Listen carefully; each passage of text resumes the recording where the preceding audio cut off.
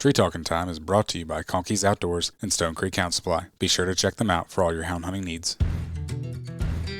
Welcome to Tree Talking Time, where we talk all things tree dogs, from the smallest feists to the largest hounds, treating squirrels to bears and everything in between. And from time to time, we might even run a little fast game.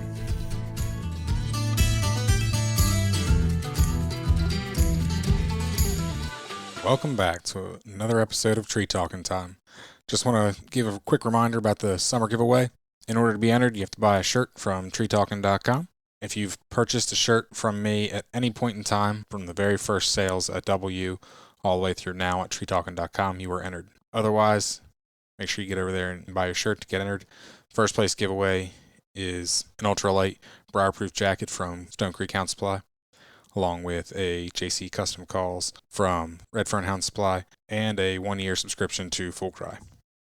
Second place is a squaller and some swag from Conkey's Outdoors. Also, while we're talking about Conkey's, be sure to go over to their Facebook page. They have a Dog Days of Summer giveaway, and it's pretty sweet. Definitely would be entered if I was you. So head over to their Facebook page and check that out as well. Hope you enjoy. I've had dogs kind of my whole life. I started when I was a kid. I had beagles. Okay. I thought I wanted to be a rabbit hunter, and I was a rabbit hunter in my younger days. Used to go down the creek, chase rabbits. Mm-hmm. Then I got a black lab, trained him for duck hunt and fetch doves. I had a son out of him and had a grandson out of him. My dad still has a grandson out of him, and duck hunted hard for years. About 2010, a buddy and I, Jeff Zimmer, decided we wanted to get into hog hunting with dogs, so we did. And we hunted for probably 2 or 3 years, and that was back when I was younger and my knees just tight. I quickly realized hog hunting was more than I could handle financially at the time. Yeah. So I said, you know what? I had another buddy who was a big coon hunter, and I said, man, I want to go coon hunting with you one night. He said, come on. So I went. We traded a few coons. I said, man, this is awesome. So I got me a coon dog and got another coon dog and another coon dog, started coon hunting. And the guys that I hunt with now, I actually didn't know him growing up. I just met him about 5 years ago. I called him looking for a coon dog, and we got to BSing about mules and hunting dogs and whatever. And he said, come on hog hunt with us. I said, oh, man, I don't know. We just bought a new house, so I'm over here working, trying to get this house ready for my family to move in. And he hit me up again. He said, come on, go hog hunting with us. I said, dude, I can't. I'm busy. I can't. And then he called me one more time, and I said, if I don't go hog hunting with him this time, he'll never ask me again. You turn him down 3 times. That's, Yeah. You kind of lose people there. So I was like, all right, I'll go hog hunting with you. So I went with a gentleman named Andy Munson out of Southern Oklahoma and Cody Bridwell. And I started hunting with them. Andy's probably 83 or 84 now. He's kind of hung it up, and he's not hunting anymore. But 5 years ago when I met them guys, Andy was still hunting. And, man, you want to talk about a dog man deluxe. Mm-hmm. He's kind of a legend around here. Yeah. He had mules and horses and coon dogs and hog dogs for the last 60 years probably. That's awesome. And so I got the pleasure to meet him and learn a whole lot from him. He super nice guy, very knowledgeable, good with animals. Just a real great experience getting to start hunting with him and Cody. And Cody, he's my hunting partner now. We've got dogs together and breed back and forth, and we hunt together about every weekend and stuff. So cool. He's kind of who I hunt with now. And another guy named Jeff Parsons hunts with us, and we all ride mules. And with the mules, it brings a whole other aspect to hunting. I mean, it's there's 100 different ways to hunt a pig, but when you're hunting muleback and running dogs, it's just quite honestly a lot different than what most people would think, or it's a lot different than what they do too. It just takes a different style of dog. Yeah. And it just, I'm sure. Kind of like, you got to know how to ride a mule, number one. Then you got the element of the dogs and the hogs, and it just takes a whole bunch of stuff and floods it up, and it's a pretty fun experience. No, that's definitely something I want to delve into. That's something one of the reasons I wanted to have you on. But we'll kind of backtrack and what made you want to start hog hunting in the first place? Well, I've always liked to hunt. I grew up hunting with my dad. We hunted everything that moved growing up, and there's no limit on hogs, and there's no season on hogs. Okay. So, the deer hunting here, you get, October, November, December, January. So, you can hunt all you want, but you can only hunt 3 or 4 months, if you're rifle hunting and whatever, and you can only take one nice buck and a couple doe or whatever it is. I think you can get a spike now too, and a buck and a couple doe, but man, hogs, we've got a lot of them around here, so you can hunt all you want. You can go shoot 20 and 30 in a night. You can hunt 7 days a week, 365 days a year. No one cares. No problem. Mm-hmm. That's a good reason. That's why I started, wanting to hunt hogs, because, well, you can hunt them all, and there's plenty of availability. And I've always liked hunting with dogs. Whatever I could incorporate a dog into. Yeah. I've had blood tracking dogs, coon dogs, rabbit dogs, bird dogs, and hog dogs. Yep. And around here where there's no bear, there's no mountain lion, so about the biggest rush and biggest fun you can have is chasing pigs. Exactly. No, if I lived there, I'd probably be right there with you. That's for sure. I don't know. Well, I say that, but I don't know how to ride a mule, so. Well, you can still hunt without that. You can go ride in the Polaris Ranger or hunt out of a pickup, or some people just take off walking. I used to do that, but yeah, I don't like the walking so much now that I've got other means of transportation. I'd rather ride. Exactly. I wouldn't walk if I had other means either. Yeah, them mules, you can cover some ground on them. Mm-hmm. They're quite the tool. They're tough. Yeah, tough animals for sure. Why don't you introduce yourself and then we'll get into mules? Okay, my name's Cody Hess. I'm born and raised in Texas. Live in a real small town in north central Texas. My wife and I have been married for 10 years in August. Got 3 beautiful kids. Congratulations. Life is good, man. I just work and trying to raise a family and try to get a hog hunt when I can. Yeah. That's about it, man. If I'm not working or with my kids, I'm hunting. Yeah. No, I would say most of the people listening, that's their life, Yeah, I mean, it's almost, sometimes you just got to break free from life and go get de-stressed. And I found that hunting and getting outdoors really just seems to kind of free your mind, so to speak. Yeah. Now, have you always been into riding as well, or is that something you picked up along the way? I picked that up along the way. I rode some as a kid. We never had horses or mules when I was growing up, but I had some friends that did, so I'd ride on occasion. But I picked it up probably in 2018. I got my first mule, and I always kind of wanted a horse or a mule. I just never really had. You got to give them things a job. You can't just have them and just have them. Know. And so once I got my first mule, I bought a coon dog because I thought, man, this is great. I can go work with my mule because I wanted to take it out west, do elk hunting, go to the mountains and stuff. But, I needed to work on my mule, and I was like, you know what, I'm going to buy a coon dog again. So I got out of it for a bit. So I started coon hunting for a couple of years, and that's what led me into running into Cody Bridwell and Andy Munson and got me back into hog hunting. Okay. Back when I started hog hunting, we were just hunting on foot and out of a truck. Yeah. And we did that for 2 or 3 years, and I was younger and money was tight. And it seemed like it was always breaking collars, need a vest, need a cut collar, need new tractor system. Oh, we got a dog hurt. There's going to be a vet bill. It just seemed like an onslaught of expenses that never ended.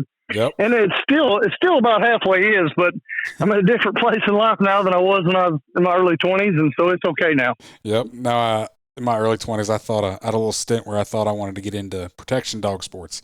I still think they're awesome. And then I just realized how much it was. Like, there was a trainer that was semi-local, and, to work with him was going to cost me so much money and just all the equipment that was going to go along with it. And I'm just like, man. And, with that, you have to have somebody else work with you. It's not like you can just do that by yourself. So I was like, that's right.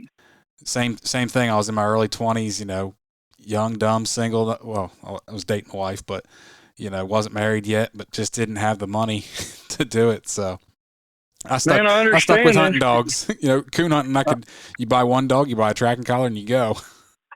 Yes, sir. That was what drew me to coon hunting because I could go get one dog and go hunting and have a good time. Yep. Where hog hunting, there's some guys out there that are running a smaller number of dogs.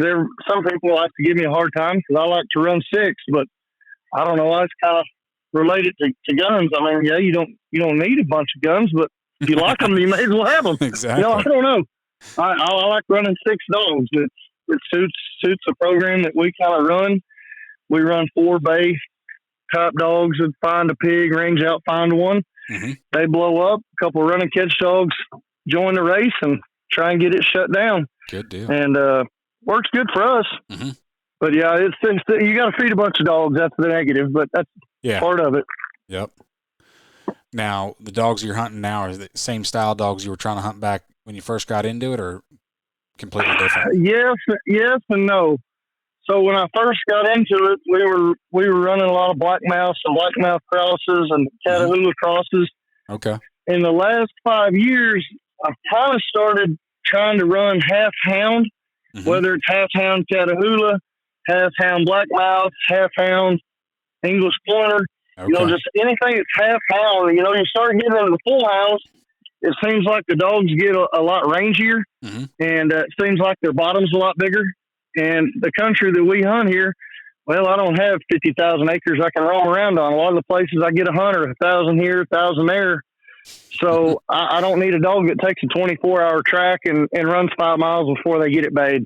Yeah. And it does still happen sometimes, but we really like to run them where they're half hound and something else that seems to break up that hound and seem to get some really nice strike dogs that can range out, find a pig, and work a pig. And then on the catch dog side, we typically run half bulldogs, like a half pit, half English pointer, half bulldog, half Catahoula. The half bulldog, because when you're doing like walk-in hunting, well, them big old bulldogs, they're pretty hot natured. We're only cutting them loose 30, 40, 50 yards and they go in and catch. Yep. Whereas our dogs got to ride maybe 10 miles before we get on a pig. So they got to be able to keep up with the hunt and keep up with the mules. Yeah. And then, if a race starts, well, they're done half wore out from walking 10 miles. You just got to kind of cut your bulldog in half and try and get a little bit more, I don't know, energy, I guess you say. Gotcha. Now, do your bulldogs stay with you while you're riding them? Man, that's kind of up to them. I've got some that will take out and range out, 100, a couple hundred yards, and every once in a while they'll find their own. And then we've got some that they like to stay right at the rear, the front of the mule, within 20 or 30 yards from you and ride along. And then, them dogs can distinguish the other dog's voices. Oh, yeah. So if a dog strikes the track, well, that bulldog, the ones that are seasoned, they know they don't go jump in on that until they get it bayed. Once they get it bayed, them bulldogs, they know. They know when it's sitting there bayed, and they'll go in and get caught. Gotcha. That's pretty cool. It's almost like a similar sports team, the way we kind of do it. Everybody has their position. Yeah. And then everybody kind of knows they're into the game. And now there's some guys out there that are doing one and done dogs, that maybe range out and find one and hold it type deal, but it just ain't the way we run them. And at the end of the day, if you're enjoying yourself and having fun, to me, that's all that matters. Yeah. Now, are your bay dogs rough, or are they pretty loose? I would say everything I got right now is pretty loose. Okay. We've had some that weren't loose, and every once in a while, if they get on a pig that's not real big, they'll shut it down by themselves. Maybe 70 or 100 pounder, they'll catch out, but most of the time they just sit back and bay. Gotcha. And like one of my, I call him one of my main dogs. His name's Ringo. I own his mama, and we got a brother out of him, and then I got a half brother to him. He's a half Walker Hound that comes out of Timothy Ball bloodlines. A Hickory Nut Harry dog was his dad, and then his mom was a half pit bull, half English half pit bull, half English pointer. So that makes him quarter bulldog, and he will catch out sometimes on a small pig. A lot of the other ones, they just won't. They'll lay back and bay. Gotcha. Now, what makes you prefer a loose bay dog over like a rougher turtle? Like you said, like you used to run, black mouse and Catahoulas. I've heard they tend to be a little rougher. Some of them, some lines of them. It just really boils down to the dog telling you what it's going to do. I'd love a dog to get a little rougher sometimes, and sometimes I'd like them to be a little looser. Just, so you just kind of get what you get, and you work with it. Gotcha. Like if Ringo says, I'm going to catch out on 80-pound pig, well, I ain't mad at him. I just got to get there and help him. Mm-hmm. And if he wants to lay back and bay, I'm not mad at him. We got a bulldog that's going to come in and slam him. So I don't know. I like a rough pack of dogs because it seems like, if the pig zigs and then they zag, they may ball them up and catch them. Whereas a loose dog may just run them for a long ways and never really put enough pressure to stop them. Yeah. Kind of a catch-22. And, your rougher dogs typically get beat up a little more. Yeah. So sure. there is a benefit to having that loose dog that you can go hunting 2 or 3 times a week, and they're always going to be ready to rock and roll because they're never putting themselves in a lot of fire. Yeah. No, I wasn't sure if that's why you chose a looser dog or. I see the value in both. Gotcha. And we got a little of both, and they both have their place. I don't know if I really got a total preference.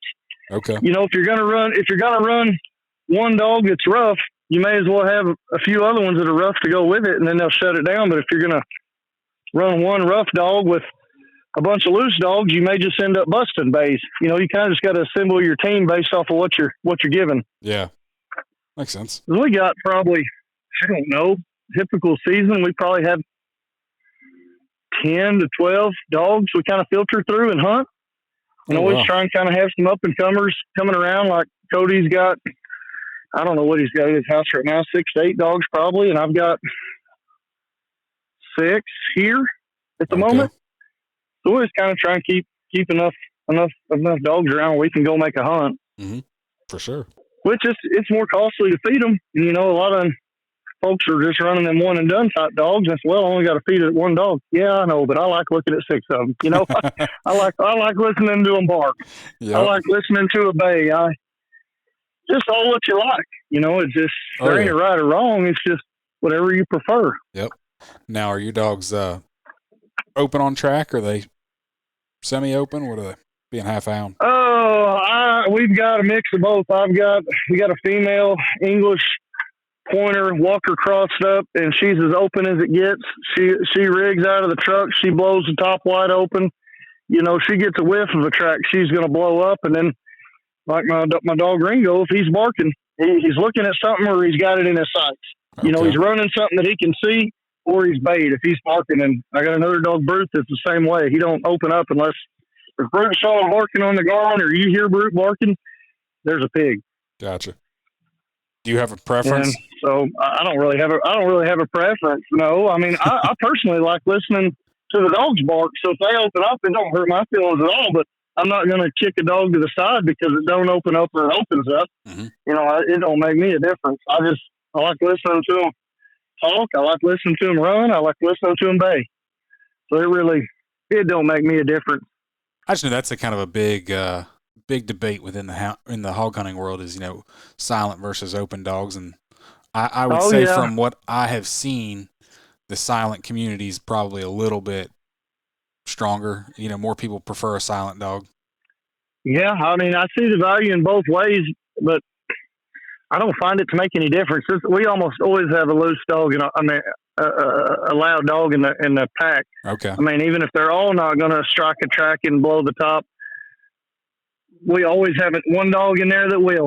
Gotcha.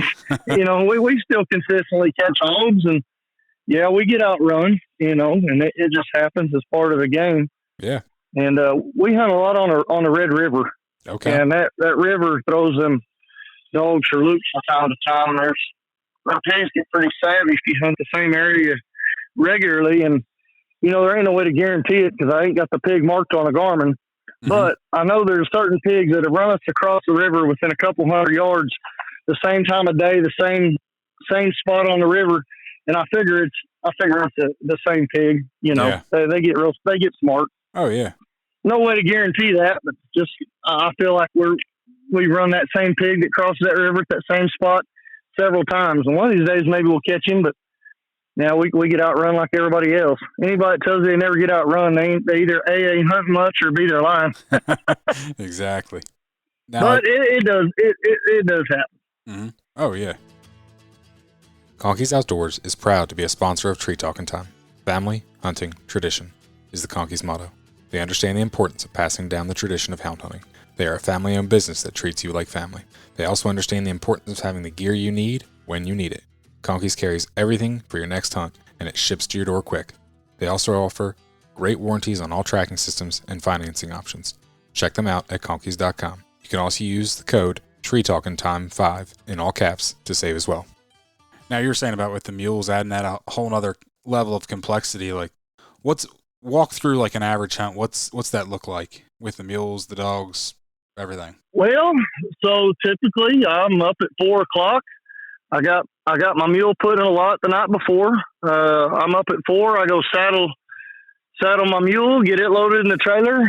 I generally get 3 or 4 dogs, throw them in the box, put collars on, cook breakfast. The other guys show up, ride out to where we're ever going to hunt, throw their mules in the trailer, take off. We'll get out, make sure all the dogs are collared, cut the dogs loose, hop on the mules, and take off riding. I like to play the wind. You know, if you can play the wind to your advantage, you're always better off, obviously. Mm-hmm. So sometimes we have the option on certain places where we're coming from the south or coming from the north. Hop on your mule, start kind of riding into the wind, kind of think in your head how you're going to ride along the river, you know, make a circle to get back to the truck, and you're just waiting on the dog to blow up. Gotcha. The biggest deal with the mules, you know, dogs and the mules, well, mules are flight animals. So you kind of got to train them. Well, not all of them, but a lot of them, you got to work with them to get them cool with the dog. Yeah. And they'll kick at them, and, you know, you're sitting there taking a 7-year-old dog you've put a lot of time into, and somebody comes and they bring a mule that ain't good with dogs and they smoke your dog down. That's a big problem. Oh, yeah. And, you know, sometimes it happens. I mean, I've had mules kick at dogs and brought people along that had supposed mules that were good around dogs, but they wasn't. And then just, that's what makes it hard. And then, you know, them mules too, you get up to a pig bay and that everybody's standing there and a mule spooks or something, the pig breaks, whatever. And that, you know, them mules, they'll slide sideways and swing around so quick. If you're standing there in the way, they'll knock you over and step on you and break your ankle. We jump fences, you know, I mean, you just got a lot going on there with the mule. Now, when you get a bay, like, do you typically stop a little ways back and tie mules somewhere? Or? I ride right to it. Okay. Almost every time. I get as close as I can get. The mule that I'm riding right now, I got him at 1.5 years old. I had him exposed to squealing pigs and dogs barking from almost the first week I got him. Okay. You know, that was just part of his training, was being around it. And so, man, I can ride right to the bay, 2 yards, 3 yards from the bay, drop the reins, walk in there, catch a pig, and he'll sit there and eat grass just like he's out in the pasture. He don't care. Nice. You know, and some of them, man, they go to blowing and they'll brace back and their ears will go forward and they'll say, I ain't going no closer. You know, and them guys, you know, and them mules, they may park 20 or 30 yards away and then run in, but my mule, he's pretty dang good around the bay. And he's got other problems, you know, they all do, but he's pretty good around the bay. Yeah. Well, hey, if you've put a lot of time and work into him to get him that way, by the sounds of it. Yeah, I used to keep a log of how many miles I put on that mule's back. And I started him and I broke him, and no other man has sat on that mule's back. I put my kids up there and walked him around, but nobody else has really rode that mule besides me. And oh, wow. I don't know if I had to guess. I know where I crossed the 1,000-mile mark with him, and I bet I'm probably close to 2,000 miles on him now. I don't know. Wow. We spent a lot of time together. Yeah. And how many mules do you have? I've got 2 here at my property that are mine, and then my dad has 2 here. Okay. And if I could find another young mule that was about 1.5 years or 2, 3, somewhere in there that nobody's messed with much, I'd buy it and start another one. Gotcha. But, you know, they don't all make it. Some of them just don't have the right mindset. Some of them are super flighty. Some of them want to fight. You just got to kind of find one that you think you can work with and then spend your time with them. Yeah. So if I could find a young mule that needed somebody to bring it up, I'd be buying it if I could find one that I like. Now, and start another one. The mule that you said you rode 2,000 miles on, like, was he your first mule or? No. Oh man, he's probably, I don't know, probably my 5th or 6th mule. Okay. 4th, 5th, 6th, somewhere in there. I don't know. My first mule's name was Jesse, and he was real pushy, and we just couldn't get along. I rode him for maybe a year and a half or something, but I knew I had to start looking for something else. He was big. He was 15 too.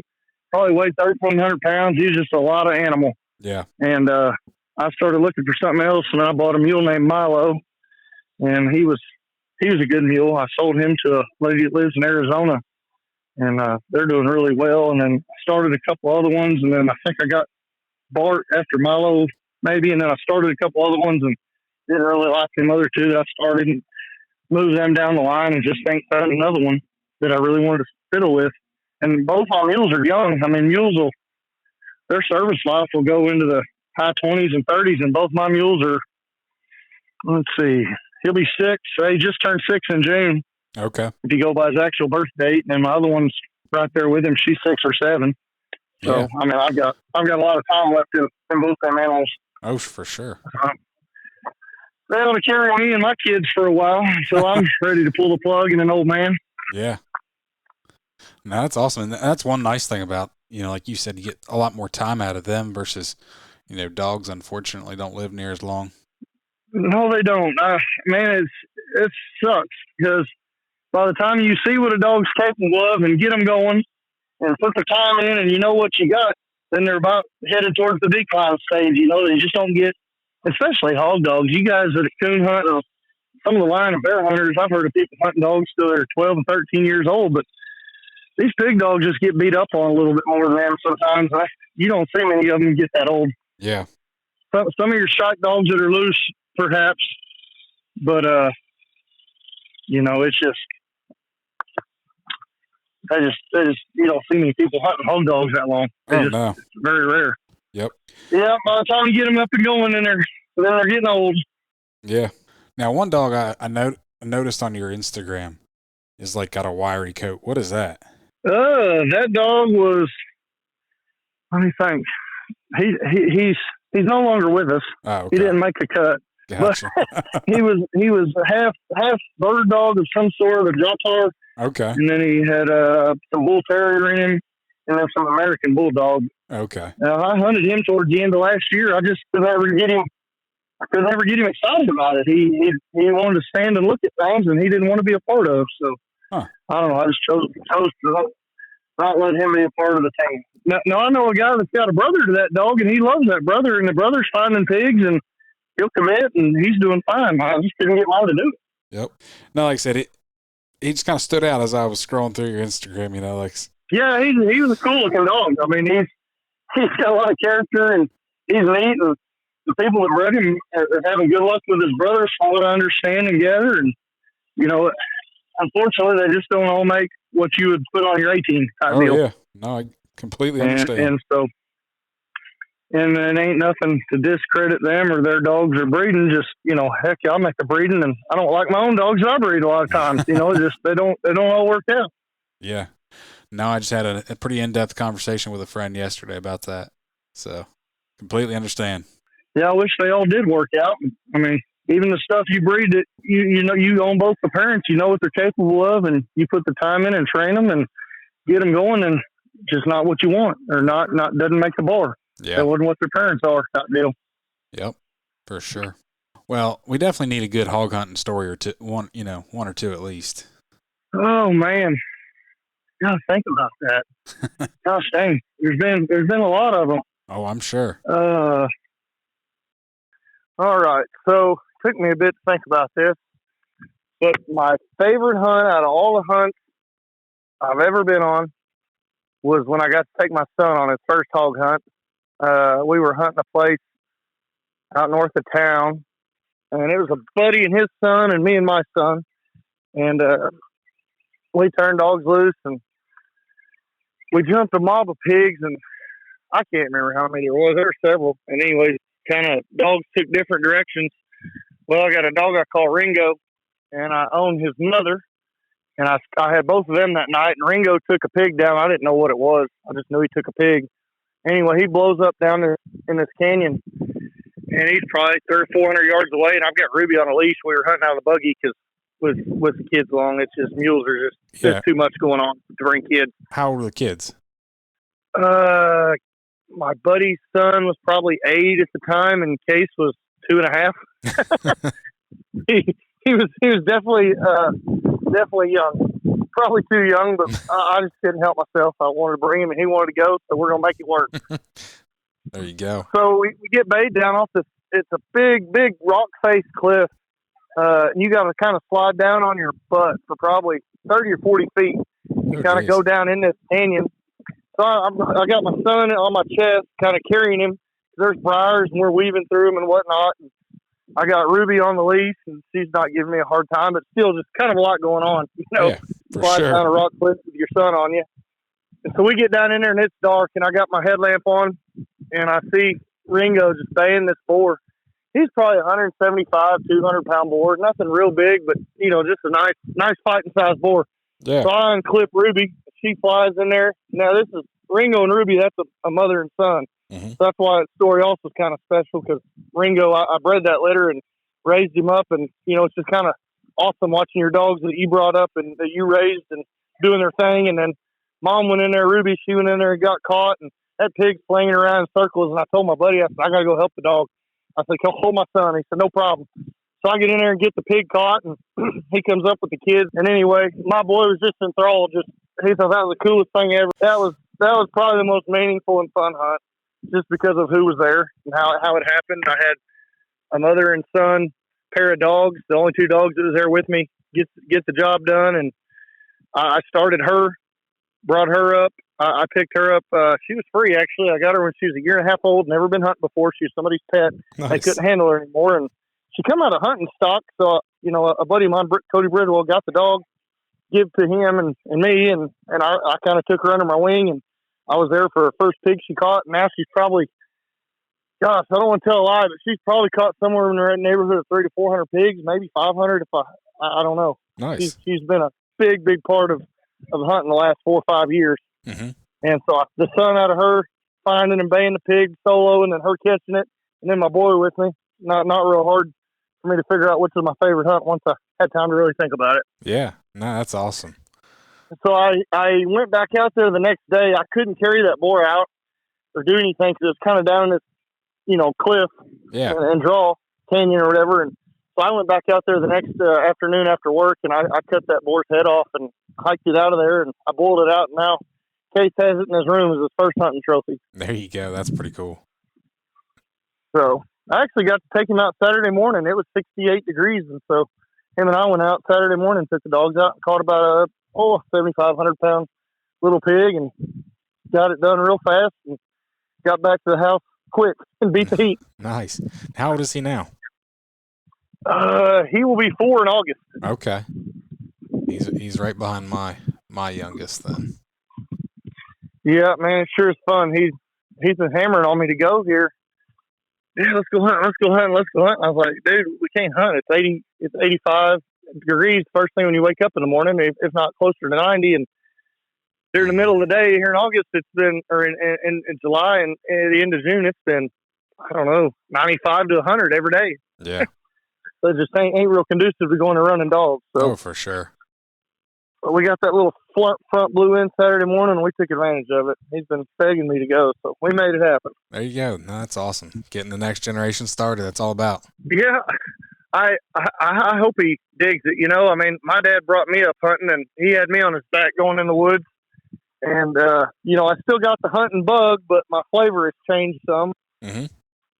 So I don't know if he wants to do it, and it's his thing. Awesome. If it's not, he wants to be a turkey hunter or a deer hunter, whatever. We'll do whatever he wants to do, Yeah. No, and at the same point, even if, his interests do change and hunting's not necessarily what he wants to do, most of the time kids that grow up around hunting, they understand it. And even if they aren't hunters themselves, they aren't anti-hunters.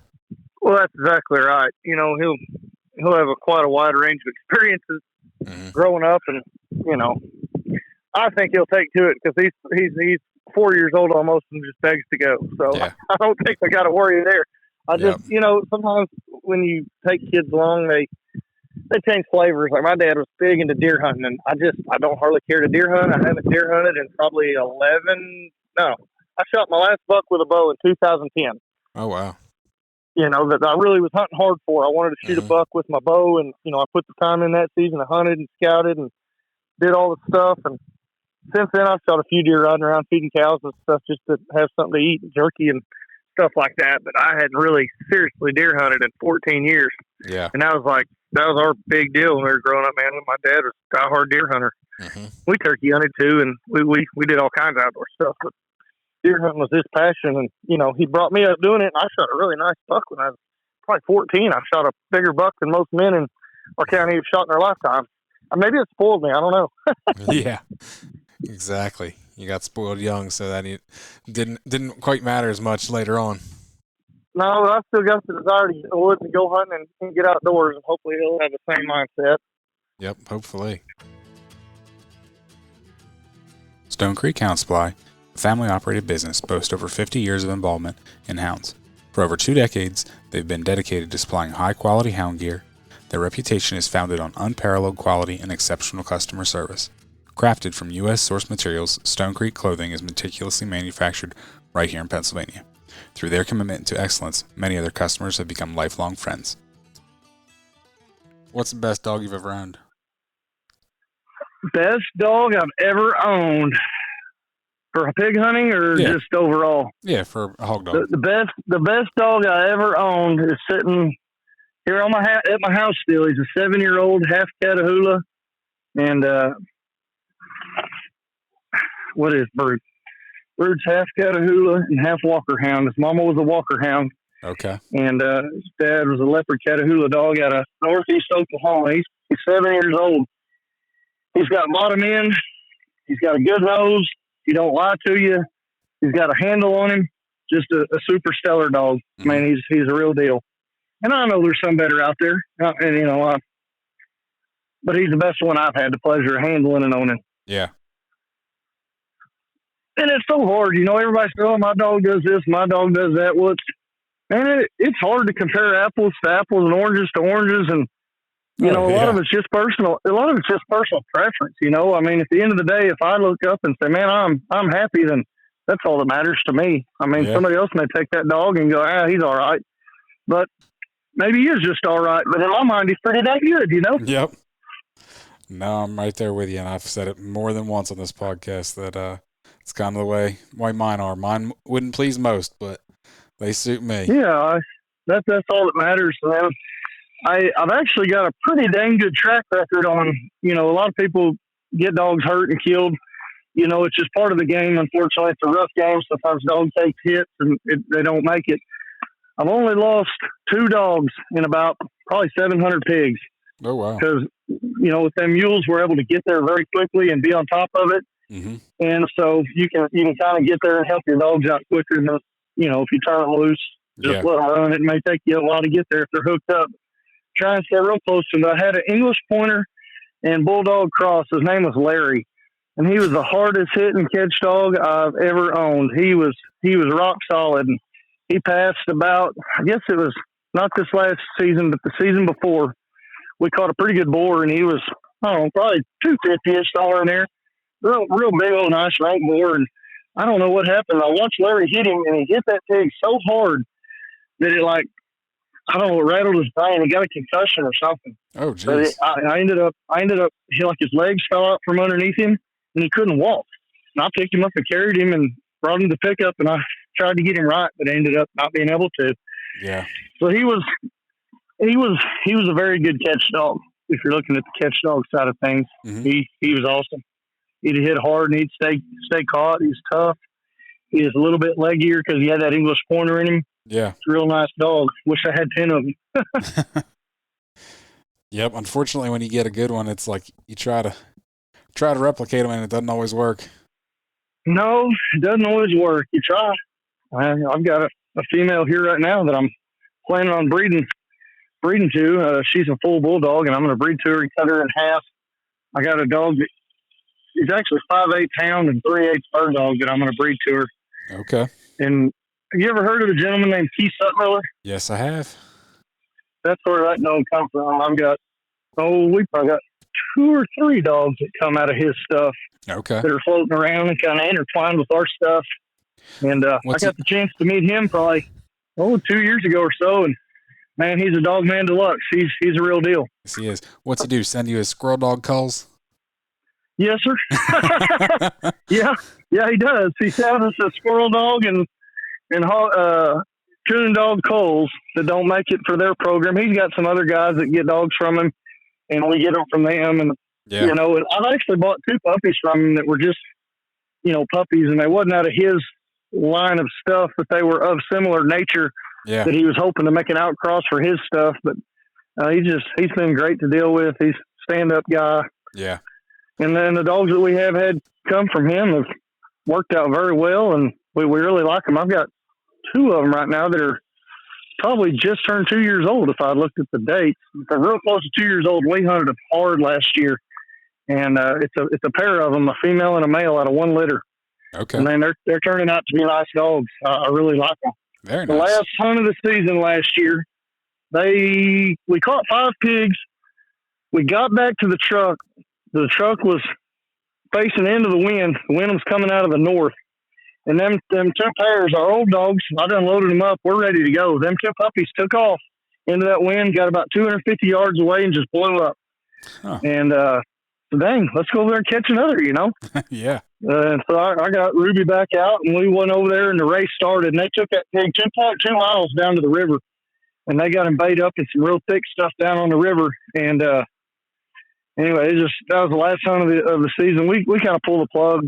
I don't know, mid-May, I think is what it was, or something. Yeah. That's how it kind of starts to get hot, and the ticks come out, and so. But I was super impressed with them dogs towards the end of last season. I'm ready to see what they'll do. We'll start hunting again here mid-September, October, somewhere in there. Kind of start picking it up going every weekend, but yeah, kind of just lay low June, July, and August, and let the dogs take a break. We take a break and try and beat the heat. Yeah, you're better off doing that, especially down in your heat. Yeah, I mean, you could probably wait till late at night, and it'll get, you know, in the mid-70s to high 70s, and you can probably go run. You can go run. A lot of people do. You get up real early, but man, we went out pretty hard 8 months out of the year. It's kind of nice just to take a break and get stuff done in other areas of life that you got stuff going on too. Well, and also with riding, I mean, throwing hunting at night into that throws a whole nother level of complexity. Oh, it sure does. Yeah, we've coon hunted off the mules several times, and I've hog hunted off the mules a few times at night, but you're right. It just throws one more element of, do I really need to be doing this? Is this really a good choice? Well, like you said, coon hunting, though, there's no time frame that you need to get to that tree. Like, that dog's going to stay there. That's right. Well, you can poke along. If it takes 10 minutes, it's not a problem. Your dog's ain't hooked up and fighting it. Exactly. You don't feel the urge to get there. There's a whole different level of urgency when you're hog hunting. Man, it really is. And I tell you what, when them dogs get hooked up, and say them fence dogs hear it and they go in and they're 150 or 200 yards, that's one of my favorite parts. My heart gets pumping and I'm ready to fly to the bay. You know, you're juking and jiving and ducking and running through the brush and the briars and over limbs, and it's about halfway as dangerous, but it sure is fun. Oh yeah, it's all about backing your dogs up. If they're willing to do it, you got to be willing to do your part too. Yep. I'm gonna guess you stick all your hogs. Yeah, we don't have no guns. We don't carry guns. It's all knife. Yeah, that's kind of what I figured. Yeah, I've tried to bring out a few alive here and there to work pups with, but on the whole, it's just we get so far back up in there, and then trying to bring a live hog out on a mule, that's another ordeal. Yeah. And I've drugged some dead hogs, and I've thrown some over the saddle and rode out and brought them home to eat or for dog food or something. But on the whole, just kind of kill them and let the coyotes and the other pigs and the other animals have their turn too. Gotcha. Yeah, out there in your country, I don't think there's any shortage of them. That's for sure. No, there really ain't. There's plenty. I know. In one of the bends of the river we got around here, I got a buddy that's real heavy into trapping. And in 1 year, he took 2,500 pigs out of the bend of that river. And it made zero impact. Zero impact. Wow. All the farmers are still having problems. All the hunters are still killing pigs. It was like you couldn't tell that 2,500 went missing. Yeah, that's insane. Man, they bring a helicopter in and fly around here once a year, and they'll kill 500, 600, 700, and we go out the next day and still catch pigs. It's like, yep. There's just that many. Man, that's crazy. if you really wanted to do numbers on them, trapping, thermal, is you can sure enough get more Oh, by yeah. trapping and thermal probably. But dang it, it's just a heck of a lot more fun. Oh, yeah. No, I'm right there with you. That's hunting them with a dog is the only way for me. Oh man, it really is. It's fun, a lot of fun. Mm-hmm. We always joke it's the most fun you can have with your clothes still on. For sure. Well, you got any other questions for them? Nope. I really appreciate you taking the time to talk to me tonight. Hey, you bet, Ben. I enjoyed it. You can find me on Facebook and Instagram at Tree Talking Media. And until next time, keep 'em talking in the timber.